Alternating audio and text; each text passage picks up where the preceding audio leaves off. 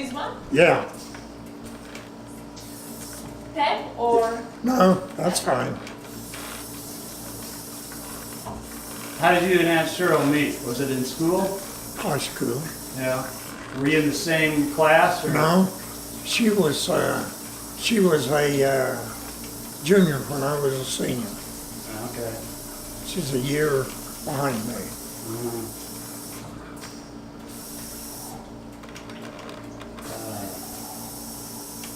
And then we corresponded all the time I was in service. Oh, so you were you were sweethearts or dating or Oh yeah, in school before you? So you went in the Marines what, after high school then? no, during high school. Oh, you quit high school?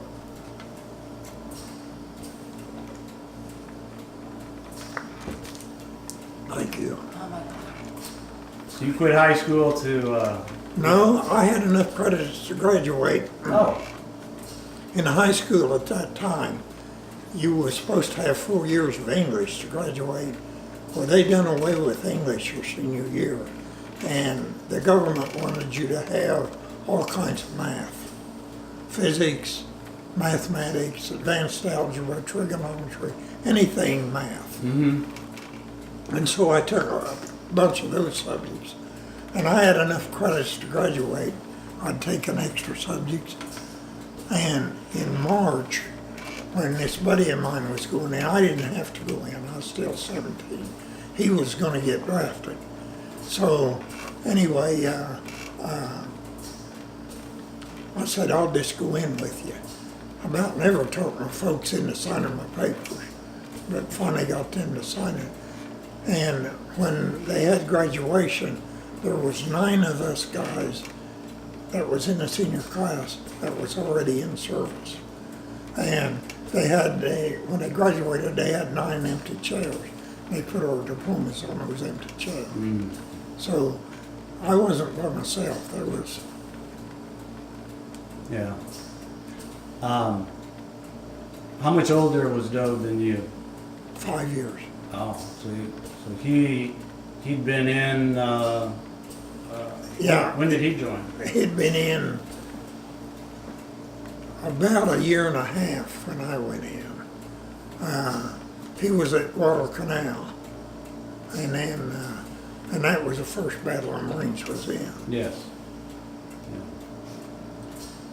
And then went on to Peleliu, I suppose. He went on to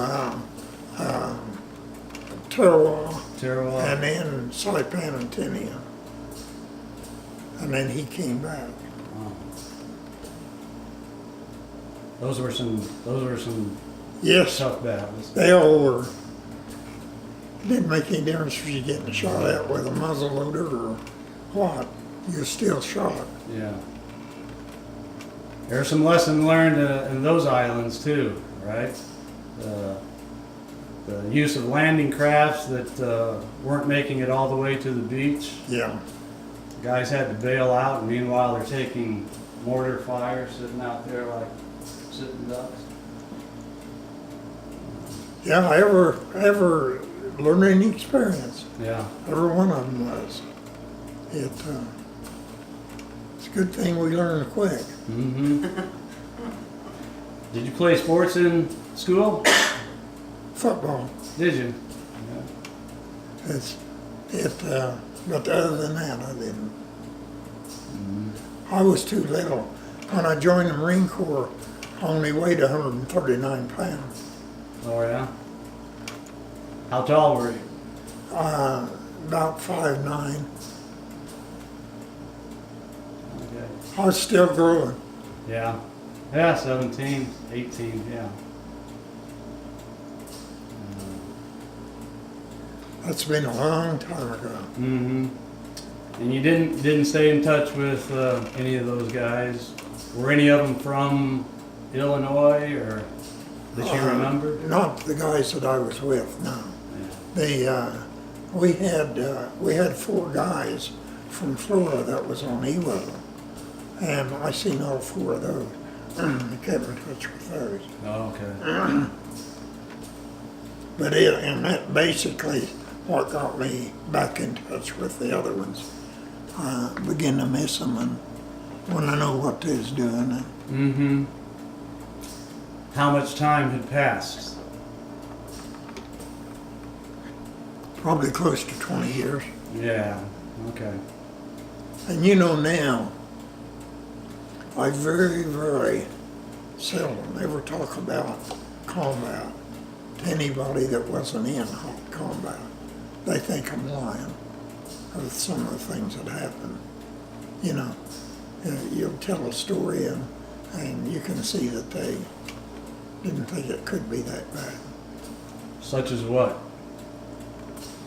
Japs would pile up their dead and to late in a campaign and to one of their orders there on Iwo was to kill 10 Marines before they got killed. They'd pile up some of their dead and then a live one get in there and put some of their entrails over them thinking they was all dead. And he got a chance to kill some Marines, he would with a grenade. You know, you would, It was a different mindset. you wouldn't believe that, but that's true. Marines wasn't uncommon to go around and knock gold teeth out of the Japs. Yeah. That's one thing I never did do. But the guys had little tobacco sites, they carried them gold teeth around them. If a Jap had been, somebody got his teeth, they put a stick in his mouth and show somebody had already done it. Now think of that. Well, that I hadn't heard. I did hear of the taking the gold teeth. Even going so far as to take them while the Japanese was still alive. Just prying it right out of his mouth. I never did see or hear of that. I kind of question that, Yeah. really. Can you imagine how hard it would be to get it out if they were dead? Yeah. Yeah, and the story that I'd heard depicted someone who was near dead from starvation and dehydration, but wasn't quite there yet. And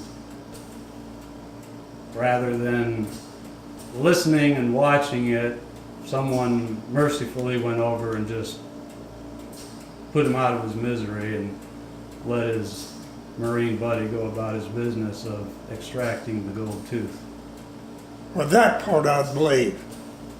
That part I'd believe. Because I wouldn't have any qualms about knifing him or shooting him, or there wouldn't be any problem. Wouldn't have been any problem for me. Yeah. I know that doesn't sound right, but that's true. No, I believe you, because I know there were some similar things on both sides, that they had no respect or care whatsoever for their enemy, and especially if they had surrendered. We were very mean also. Yeah. We really were. That's just the way it was. You didn't think that much about it. But it didn't start off that way. I imagine it evolved with what you saw and the experiences that you went through.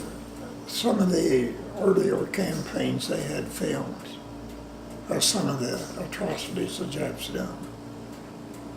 So you seen it from the films and you gradually developed it. Mm-hmm.